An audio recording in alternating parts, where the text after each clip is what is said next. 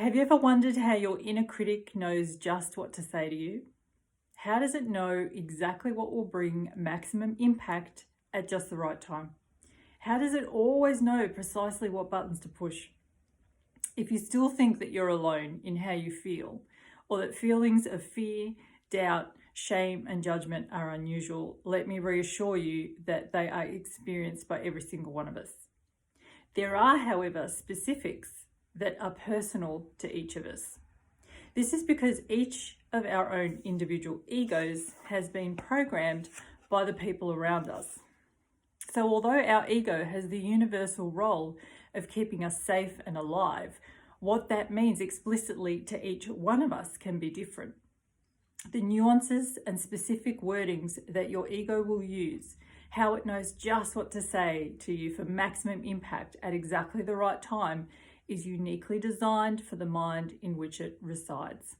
How does this happen? Cue the family. A big part of Set the Tone is recognizing ego, separating yourself out from that. But to really be able to set the tone, to really be able to have the freedom that I hope that this book gives you, you have to know what and who programmed the ego in the first place. Why does it have the beliefs that it has? Why does it feel danger when it says danger? Why does it want to stop you from doing certain things, encourage you to do others? Why is it that the inner critic does know exactly how to push each one of our buttons? Because our experiences are really similar, but the specific triggers that we have can be really individual. And so a big chunk of this work is me taking you practically through laying out, what did you see? What did you hear? What was modeled to you? Because although you want to create change in your life, you want to have a different experience to what you have had up until now, that whole ego side of you, that whole fearful, smaller part of your mind doesn't want to go anywhere, because it's got all this evidence of, see, this is what happens when we do this. And when we hope for this, this is what really happens. And even though we want this in our lives, this is what we always get. The always and the nevers come from your ego.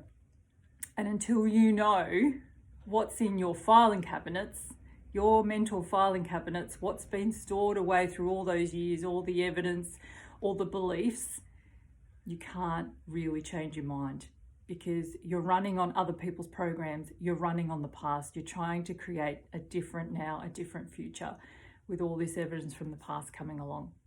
And so in order for you to set the tone, in order for you to be able to change your life, you need to understand that critic really well, separate yourself out from it, and be able to turn to your guide instead.